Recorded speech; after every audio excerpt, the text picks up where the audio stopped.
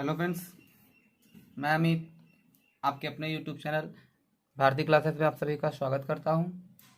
आज मैं झारखंड के शासन व्यवस्था का 5वां पार्ट लेके आया हूं, जो मानकी मुंडा शासन व्यवस्था पे है। इससे पहले मैंने 4 शासन व्यवस्था के बारे में जिक्र कर चुका हूं। आज मैं 5वां शासन व्यवस्था के बारे में जिक्र करूँगा, जो मानकी मुंडा शासन व्यवस्था है। तो चलिए आज का क्लास स्टार्ट करते हैं, ज़्यादा टाइम ना लेते हुए। तो चलिए,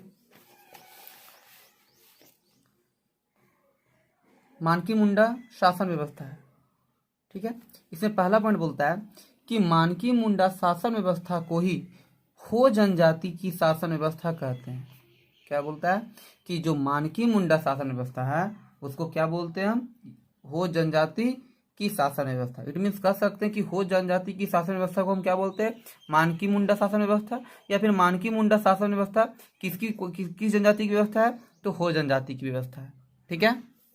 नेक्स्ट पॉइंट, हो जनजाति आबादी की दृष्टि से झारखंड की चौथी सबसे बड़ी जनजाति है, ठीक है। जो हो जनजाति है वो मतलब पॉपुलेशन की व्यू से उसको देखा जाए तो वो झारखंड की चौथी सबसे बड़ी जनजाति है, ठीक है। नेक्स्ट पॉइंट, इनका जो संकुल क्षेत्र है, मतलब इट मीन्स कहने का सेंस है कि ये कहाँ पे इनका निवास स्थल है? तो कोलाहन। इनका जो निवास स्थल है कहाँ है? मानकी लोग का, इट मीन्स हो का कोलाहन। तो कोलाहन में आता है जैसे मान लीजिए सरायकेला खरसावां, पूर्वी सिंहभूम, पश्चिमी सिंहभूम, ये सब, ठीक है। नेक्स्ट पॉइंट है, इसे प्रोटोस्टुलाइट के समूह में रखा गया। किसे? मतलब ये जो हो जनजाति है, हो जनजाति को आप अगर जनजाति पढ़े होंगे तो उसमें पता होगा आपको कि जो हो जनजाति को प्रोटोस्टुलाइट के समूह में रखा गया। तो हम इसमें इसलिए पढ़े इसको क्योंकि ये जो मानकी मुंडा शासन व्यवस्था ये हो जनजाति की व्यवस्था है, ठीक है। तो जब हो जनजाति लोग प्रोटोस्टुलाइट के समूह में है तो इनका शासन व्यवस्था भी तो प्रोटोस्टुलाइट के समूह में आएगा, ठीक है। नेक्स्ट पॉइंट, पारिवारिक झगड़े, गांव के विवाद, संपत्ति संबंधी मामलों का निपटारा भी पंचायत द्वारा होता है, ठीक है। क्या बोलता है ये पॉइंट कि पारिवारिक झगड़ों, गांव के विवाद, ठीक है, संपत्ति संबंधी मामले का निपटारा भी पंचायत द्वारा होता है, ठीक है। नेक्स्ट पॉइंट है कि गांव का जो प्रधान होता है कौन होता है? तो गांव का प्रधान मुंडा होता है। गांव का प्रधान कौन होता है? मुंडा होता है। और उसका जो सहायक होता है, उसका सहायक कौन होता है? वो क्या कहलाता है? डाकुआ कहलाता है। कहने का तात्पर्य ये है कि जो मुंडा जो इस हो जनजाति का मतलब जो शासन व्यवस्था है उसके ग्राम का जो गांव का जो प्रधान होगा वो मुंडा होगा, और इस मुंडा को जो सहायक होगा उसको क्या बोला जाएगा? डाकुआ कहा जाएगा, ठीक है। चलिए नेक्स्ट पॉइंट देखते हैं। कई गांवों को मिलाकर अंतरग्राम पंचायत बना दी जाती है, ठीक है। मतलब कई गांवों को अगर मिला दिया जाए, कई गांवों को मिला दिया जाए अगर, तो क्या बनता है? ये अंतरग्राम पंचायत बनती है, ठीक है। जिसे क्या कहा जाता है? पीड़ कहते हैं, ठीक है। क्या कहा जाता है? पीड़ कहते हैं। मतलब कई गांवों को अगर मिला दिया जाए तो अंतरग्राम पंचायत बनती है, और उस अंतरग्राम पंचायत को ही क्या कहा जाता है? पीड़ कहा जाता है। ये बहुत ही इंपॉर्टेंट क्वेश्चन है, ध्यान रखिएगा। नेक्स्ट पॉइंट है, 5 से 10 गांव मिलाकर पीड़ बनता है। 5 से 10 गांव मिलाकर क्या बनता है? पीड़। इट मीन्स देखो यहाँ पे क्या बोला था? कई गांवों को मिलाकर अंतरग्राम पंचायत, और बोलता है उसे क्या कहते हैं? पीड़।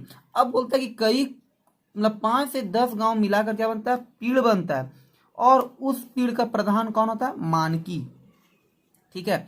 तो जो पीड़ बनता है उसका प्रधान कौन होता है? मानकी। और पीड़ कितने गांवों को मिलाकर बनता है? तो 5 से 10 गांव को मिलाकर पीड़ बनता है, और इस पीड़ का जो प्रधान कौन होता है? मानकी होता है, ठीक है। अब बोलता है कि कुछ पीड़ में अधिक गांव और एक से अधिक मानकी हो सकते मतलब होते हैं, ठीक है। मतलब कुछ पीड़ में अधिक गांव मतलब हो सकता है कि 5 से 10, हो सकता है कि ज्यादा गांव भी मिल जाए। कोई मतलब ऐसा भी कंडीशन कभी कभी आता है, लेकिन बेसिकली जो बनता है ज्यादातर वो 5 से 10 गांव मिलाकर ही पीड़ बनता है। लेकिन कभी कभार ऐसा आ जाता है, एक्सेप्शनल केस है कि कुछ पीड़ में अधिक गांव होते हैं और एक से अधिक मानकी भी होते हैं। जब गांव भी बढ़ेगा तो उसमें मानकियों की संख्या भी थोड़ी बहुत बढ़ जाती है। ध्यान रखिएगा कि ये जो लाइन है, इस लाइन की जो हम बात कर रहे हैं, ये लास्ट लाइन की, ये ठीक है, वो एक्सेप्शनल केस है। लेकिन ज्यादातर यहाँ क्वेश्चन जो पूछता है कि कितने गांव मिलाकर पीड़ बनता है, तो 5 से 10 गांव को मिलाकर पीड़ बनता है। और यहाँ से पूछता है कि उस पीड़ का प्रधान कौन होता है? तो मानकी होता है, ठीक है। आइए अगले पॉइंट की ओर। अंतर ग्राम पंचायत में सभी गांव के मुंडा भाग लेते हैं। जो अंतर ग्राम पंचायत में क्या होता है, तो सभी गांव के मुंडा भाग लेते हैं। सबसे पहला बात हम पहले ही बताएं आपको कि प्रत्येक गांव में क्या होता है, मुंडा होता है, ध्यान रखिएगा, ठीक है। एक गांव का ये मुंडा हो गया, ठीक है। तो हर गांव का जो मुंडा अंतरग्राम, इस गांव का मुंडा, इस गांव का मुंडा, इस गांव का मुंडा, इस गांव का मुंडा, इस गांव का मुंडा, पांचों मुंडा गांव का मुंडा बना। और ये जो अंतरग्राम जो पंचायत होता है, जो इस अंतरग्राम जो पंचायत होता है, ठीक है, ये अंतरग्राम पंचायत, तो इसमें इन पांचों गांवों का मुंडा इसमें भाग लेंगे, ठीक है। समझा रहे हैं, इसको ध्यान रखिएगा कि अंतरग्राम पंचायत में सभी गांव के मुंडा लोग भाग लेते हैं। ये गांव है और ये अंतर पंचायत है, ठीक है, अंतरग्राम में पंचायत है, तो इसमें ये सब पांचों गांव के मुंडा भाग लेते हैं, ठीक है। और बोलता है कि पंचायत का निर्णय प्रायः मान्य होता है, और जो पंचायत जो डिसीजन लेगा वो हमेशा क्या होगा, वो सर्वमान्य होगा, ठीक है। अब बताए अंग्रेजों का आगमन झारखंड में, जब अंग्रेज लोग जब आए थे, ठीक है, उसकी घटना बता रहा कि मुगल शासन के पतन के बाद जब मुगल काल समाप्त होने लगा था कगार पे, क्योंकि जानते हैं हम लोग, बेसिकली जानते हैं ना कि औरंगजेब के बाद कोई ऐसा योग्य शासक नहीं आया था। इट मीन 1707 जब औरंगजेब की मृत्यु हुई, उनके बाद वो बात है कि 1707 के बाद ऐसा कोई योग्य शासक ही मुगल वंश में पैदा ही नहीं लिया, ठीक है। और उसके बाद धीरे धीरे वो क्या हुआ, पतन की ओर अग्रसर हो गया, ठीक है। तो आगे है कि मुगल शासन के पतन के बाद अंग्रेजों ने इन इलाकों को बंगाल का जिला घोषित कर दिया, ठीक है। पिछले वीडियो में मैंने बताया था कि बक्सर का युद्ध जब हुआ था तो उसमें क्या हुआ था ना कि उसमें अंग्रेज की जीत हुई थी। बंगाल, और ये जो बक्सर का युद्ध हुआ था, बंगाल, अवध और मुगलों को मिला के तीनों एक तरफ थे और अंग्रेज एक तरफ था, जिसमें अंग्रेज का जीत हुआ था। 1764 में ये लगभग हुआ था, हमको लगता है, ठीक है। अब क्या होता है, और उसमें अंग्रेज जब जीत जाता है तो बंगाल पे किसका अधिकार हो जाता है, अंग्रेजों का। और उस समय बंगाल में उड़ीसा, बिहार और बंगाल, बिहार और उड़ीसा, ये तीनों राज्य थे उस समय बंगाल में। तो जब बंगाल अंग्रेज जीत गया तो ये तीनों भी इसके अधीन आ गया, ठीक है। तो उस समय तो झारखंड अलग नहीं था, उस समय तो झारखंड तो बिहार का ही पार्ट था, तो उस वही चीज की बात कर रहे हैं, ठीक है। तो इन इलाकों को बंगाल का जिला घोषित कर दिया। कर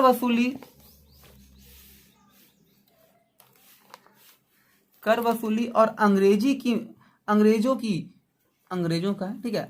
की मनमानी के विरुद्ध 1830 से 32 में कोल विद्रोह हुआ। अब क्या हुआ कि अब जब घोषित कर दिया उसको, जिला घोषित कर दिया झारखंड को, जब यहाँ पे बिहार को मतलब बंगाल का जिला जब घोषित कर दिया अंग्रेज इस जगह को, तो क्या हुआ, तो अंग्रेज लोग अपना यहाँ मनमानी करने लगे। तो जब मनमानी होने लगा ना, तो ये जो हो जनजाति के लोग हैं विद्रोह कर दिए। तो विद्रोह किए तो 1830 से 32 में एक विद्रोह हुआ जिसका नाम था कोल विद्रोह, जिसका नेतृत्व कौन कर रहा था, बुद्धू भगत, ठीक है। ध्यान रखिएगा, ये ऑब्जेक्टिव क्वेश्चन पूछता है, बहुत बार क्वेश्चन आता है कि कोल विद्रोह का नेतृत्व कौन करता, कब हुआ, ठीक है। तो यहाँ से भी आप इसको ध्यान रख सकते हैं। तो कोल विद्रोह का नेतृत्व कौन किया, बुद्धू भगत, ठीक है। और अंग्रेज की मनमानी के विरोध में 1830 से 32 में कोल विद्रोह हुआ, ठीक है। नेक्स्ट पॉइंट है, कोल जनजाति को हो जनजाति भी कहा जाता है। अब थोड़ा सा इस पॉइंट को ध्यान रखिएगा कि कोल विद्रोह जो हुआ था उसमें हो जनजाति लोग भाग लिया था बाद में आके, ठीक है। वही बोलता है कि कोल जनजाति को हो जनजाति भी कहा जाता है। विद्रोह के दमन के बाद जब ये विद्रोह खत्म हुआ, ठीक है, बाद कंपनी और आदिवासियों के बीच समझौता हुआ। इट मीन्स अंग्रेज और आदिवासियों के बीच समझौता हुआ, जिसके परिणाम स्वरूप, मतलब इट मीन्स जिसका जो रिजल्ट निकला, परिणाम स्वरूप 1837 में 1837 में विल्किंसन रूल बना। एक रूल लाया कौन, अंग्रेज लोग एक रूल लाया 1837 में, जिसको क्या बोला गया, विल्किंसन रूल। ये क्वेश्चन यहाँ से पूछा जाता है कि विल्किंसन रूल कब आया, तो 1837 में विल्किंसन रूल आया था, ठीक है। नेक्स्ट पॉइंट है, इस समय थॉमस विल्किंसन कमिश्नर थे। इट मीन्स ये जो विल्किंसन रूल बना था उस समय उसका कमिश्नर कौन था, थॉमस विल्किंसन। एक चीज और बताना चाहूँ, हम लोग पढ़े होंगे, आप लोग पढ़े होंगे कि झारखंड को पहले विल्किंसनगंज बोला जाता था। तो जो विल्किंसनगंज बोला जाता था इसी के नाम पर उनका नाम विल्किंसनगंज पड़ा था, ठीक है। अब देखिए, इस समय थॉमस विल्किंसन कमिश्नर था। 1837 में कैप्टन थॉमस विल्किंसन ने गवर्नर को एजेंट के रूप में कोल्हान के सभी मुंडा, इट मीन प्रधान, ठीक है, क्या बोला फिर समझिए, 18 जब कमिश्नर बना कौन, थॉमस विल्किंसन। जैसे क्वेश्चन हो सकता है कि विल्किंसन रूल का कमिश्नर कौन था, तो विल्किंसन, थॉमस विल्किंसन था, ठीक है। 1837 में कैप्टन थॉमस विल्किंसन ने गवर्नर को एजेंट के रूप में कोल्हान के सभी मुंडा को अपने गांव का राजा घोषित कर दिया। अब देखिए, ये टैक्स, ये खेला क्या हो रहा था यहाँ पे, ये सिर्फ टैक्स वसूलने का ये चल रहा था, ठीक है, कि टैक्स आखिर कैसे वसूला जाए। तो इसलिए क्या किया कि वहां का जो मुंडा था उसी को वहां का राजा घोषित कर दिया, और कहा गया कि, ठीक है, और कहा गया क्या कि पूर्व की तरह सभी मानकी और मुंडा वंशानुगत होंगे। अब देखिए, ये लोग बार बार जो विद्रोह कर रहा था, तो विद्रोह को दबाने के लिए कितना ये क्या कि कोल में तो आदिवासी लोग हार गया था, अंग्रेज जीत गया था इस विद्रोह में, ठीक है, लेकिन फिर भी ये विद्रोह बार बार होते जा रहा था, हो रहा था, ठीक है। तो इसीलिए वो क्या किया ना, दिमाग लगाया कि ऐसा क्यों ना किया जाए कि हम उसी को राजा बना दें। और ये क्या, और बोल भी दिया कि, ये भी बात बोला कि आप लोग जैसे पूर्व पहले वंशानुगत होते थे उस प्रकार अभी भी आप रहिएगा, ठीक है। और उस वहां पे लिखे कि पूर्व की तरह सभी मानकी और मुंडा वंशानुगत होंगे। अब देखिए, इसमें क्या दिमाग लगाया, चेंज क्या किया, ये देखिए। अब देखिए, अंग्रेजों द्वारा घोषणा, अब अंग्रेजों द्वारा घोषणा क्या की, देखिए, सिंहभूम क्षेत्र को अपने अधीन करने के बाद, जब सिंहभूम, पूर्वी सिंहभूम, पश्चिमी कोल्हान, इट मीन, ठीक है, सिंहभूम क्षेत्र को अपने अधीन करने के बाद, सॉरी, सिंहभूम क्षेत्र के को अपने अधीन करने के बाद घोषणा की गई, जब उसको अपने अंदर में ले लिया, ठीक है, अंडर में ले लिया, तो घोषणा की गई कि मुंडा लोग अपने गांव से 1 रुपया टैक्स वसूल कर उसमें से 12 आना के रूप में अपने मानकी के पास जमा करेंगे। अब क्या बोलता है कि मुंडा लोगों को बोला गया कि अपने गांव से 1 रुपया टैक्स वसूल कर उसमें से 12 आना के रूप में अपने मानकी के पास जमा करेंगे। आप अगर टैक्स वसूल 1 रुपया, तो ये 12 आना जो पहले चलते थे अभी ये नहीं चलते, ठीक है, ध्यान रखिएगा। ये 12 आना जो होता है उसको किसके पास जमा करना होगा, मानकी के पास जमा करना होगा, ठीक है। अब आते हैं नेक्स्ट पॉइंट। मानकी अपने अधीनस्थ मुंडा लोगों से वसूले गए कर को सरकारी खजाने में जमा करेंगे। अब उनको क्या बोला गया कि मानकी लोग अपने अधीनस्थ मुंडा लोगों से वसूले गए, क्या कि देखिए यहाँ पे क्या बोला कि मुंडा लोग वसूल कर देगा, तो वही बोला है कि मुंडा लोग से जो वसूल कर इन लोगों को मिलेगा, ठीक है, उसको कहाँ रखा जाएगा, सरकारी खजाना में जमा करेंगे, जिसमें से प्रति रुपया में से 1 आना के हिसाब से मानकी को उसी दिन खजाने से भुगतान मिल जाएगा। अब देखिए क्या हुआ, मुंडा को कौन दिया, मुंडा दिया मानकी को, और मानकी क्या किया, खजाना में जमा किया, ठीक है। अब क्या किया, 1 रुपये, मुंडा को कितना मिला, 1 रुपये में 12 आना मिला, किसको, मुंडा को मिला। अब मानकी जब सरकारी खजाने में जमा करने के लिए आया, जब जमा किया, तो उसी दिन उस 1 रुपया में से उसको खजाने से 1 आना उसी दिन दे दिया जाता था, ठीक है। अब देखिए नेक्स्ट पॉइंट, पूर्व की तरह मानकी और मुंडा को उनके कार्यों में सहायता के लिए अपने साथ 2-3 डाकुआ या चपरासी रखने की अनुमति भी थी। मतलब अब क्या होता है ना, पहले लोग जैसे लोग था कि इन लोग साथ पहले भी डाकुआ लोग रहता था 2-3, तो ये जब विल्किंसन रूल आया उसमें भी ये बोला गया था कि आप लोग के साथ 2-3 डाकुआ रहेगा ही रहेगा, उसमें कुछ नहीं चीज किया। और बोला दंड की आधी राशि डाकुआ को अपने परिसार्मिक के रूप में दी जाती थी, और आधी राशि का भुगतान हाथों यानी ग्राम की भलाई के लिए किया था। अब क्या हुआ कि अब जो भी पैसा आएगा ना, वो क्या कहता, तो दंड की आधी राशि, मतलब किसी को दंड दिया गया तो उसका जो आधी राशि डाकुओं को दिया जाएगा, और जो काम करेगा उसके लिए, जो काम करता उसके लिए, ठीक है, और आधी राशि जो बचा उसको ग्राम की भलाई के लिए किया जाएगा खर्च, ठीक है। अब देखिए यहाँ पे अब बोलता है कि इस मानकी मुंडा महासभा की सफलता से कैप्टन विल्किंसन ने कोल्हान में प्रचलित दंड प्रणाली, संस्कृति की परंपराएं तथा नई कर प्रणाली को लेखबद्ध किया। अब क्या किया कि इस मानकी और मुंडा का जो महासभा था उसकी सफलता को देखते हुए जो कैप्टन विल्किंसन थे वो क्या किए कि यहाँ पे दंड प्रणाली लाए थे, जो संस्कृति लाए, परंपराएं चलाए थे, और जो नई कर प्रणाली को लाए थे, ठीक है, उसके अधीन वो चल रहा है। ये सब जो था पहले हम लोग जो पढ़े हैं ये सब इसके अंतर्गत। देखिए सॉरी, देखिए यहाँ पे ये सब जो आपका ये अंग्रेज का जो घोषणा था, ये सब जो आया है सब इसके अंतर्गत आया है, ठीक है, ये सब इसके अंतर्गत चल रहा है, ठीक है। ये प्रणाली लाया था दंड प्रणाली। अभी दंड प्रणाली के अंतर्गत में बताया गया था कि डाकुआ को आधा पैसा दिया जाएगा और आधा पैसा जो है उस गांव के मतलब गांव के अच्छे कामों में उनको लगाया जाएगा, ठीक है। अब नेक्स्ट पॉइंट है, देखिए, जिस मामले को मुंडा नहीं सुलझा पाते थे। अब क्या बोलता है कि जिस मामले को मुंडा नहीं सुलझा पाते थे उस मामले का निपटारा मानकी को करना होता था। अब बोला है कि जो काम मुंडा नहीं कर, मतलब गांव का अगर कोई मुद्दा हो गया, कोई प्रकार का परेशानी हो गया, गांव में झगड़ा हो गया, झंझट हो गया, और यदि उस मामले को मुंडा नहीं सुलझा पाता है तो वो उस मतलब समस्या को कौन सुलझाएगा? मानकी को सुलझाना होगा। नेक्स्ट पॉइंट है, मानकी को मुंडा पर निगरानी भी रखना होता था। और मानकी का एक और काम था कि मुंडा काम कैसा कर रहा, सही कर रहा, नहीं कर रहा, ये देखना भी पड़ता का काम था, ठीक है। कैप्टन थॉमस विल्किंसन ने इसमें कुल 32 प्रावधान शामिल कर इसे तत्कालीन बंगाल के गवर्नर से अनुमोदित करा कोल्हान क्षेत्र में लागू करा दिया। यह कानून व्यवस्था विल्किंसन रूल के नाम से जाना मशहूर हो गया। अब क्या हुआ कि जो ये सब कानून आया था उसको क्या किया, तत्कालीन जो ये इसे 32 को प्रावधान था, ठीक है, इसे 32 प्रावधान था, तो ये जो थॉमस विल्किंसन था उसको क्या किया कि तत्कालीन उस समय जो गवर्नर थे उसको तुरंत वहां भेज के और कोल्हान क्षेत्र में क्या किए कि ये जो लागू कर दिया, विल्किंसन रूल को तुरंत लागू कर दिया। अब हम देखेंगे कि विल्किंसन रूल क्या है, ठीक है। अब विल्किंसन रूल के बारे में थोड़ा पढ़ते हैं। देखिए, इस रूल में छोटे आपराधिक मामले भी शामिल किए गए थे, मतलब इसमें छोटा हो या बड़ा हर प्रकार का आपराधिक इसमें शामिल था, ठीक है।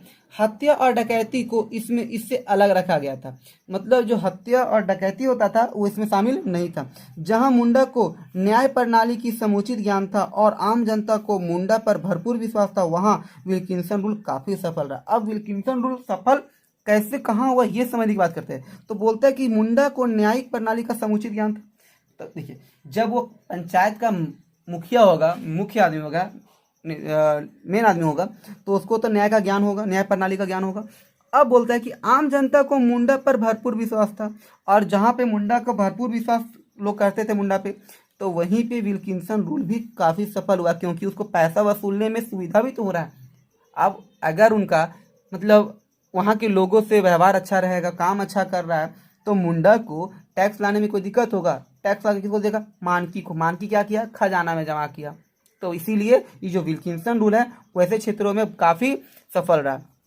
नेक्स्ट पॉइंट है, देखिए, हो का इतिहास गौरवशाली रहा, ठीक है। जो हो का इतिहास था वो बहुत ही गौरवशाली था। तत्कालीन अंग्रेजी अफसरों ने लिखा है कि कोल्हान के लोगों को लड़ाई से नहीं जीता जा सकता है। अब क्या होता है ना, गौरवशाली रहा, उसके बाद बोला जाता है कि अंग्रेज के जो अफसर लोग थे, वो लोग क्या कहते हैं, लिखा है इनके बारे में कि कोल्हान के लोगों को लड़ाई से नहीं जीता जा सकता है। मतलब कोल्हान के लोगों को लड़ाई से नहीं जीत सकते हैं, तो कैसे जीतेंगे भाई? देखिए, तभी विल्किंसन कानून के माध्यम से अंग्रेजों ने इनसे संधि की और उनकी स्वशासन प्रणाली को मान्यता दे दी। देखिए, लड़ाई से नहीं जीत सकते, इसके होश से आप, तो क्या क्या किया, तो उनकी जो स्वशासन प्रणाली थी उनको क्या कर दिया? मान्यता दे दिया अंग्रेज, और दोनों में क्या हो गया? समझौता हो गया, ठीक है। इसी की संधि लिखे ना, संधि है, तो इनसे संधि के कारण ही उसका शासन प्रणाली मान्यता दी। और जो मानकी होते थे, मुंडा होते थे, इसके लिए काम करते थे, वो लोग जनजाति के लोग इसके लिए आराम से टैक्स देते थे। तो चलिए, आज का क्लास यहीं खत्म करते हैं। यदि हमारा वीडियो आपको पसंद आया हो तो लाइक, सब्सक्राइब और बेल आइकन दबाना ना भूलें। Thank you.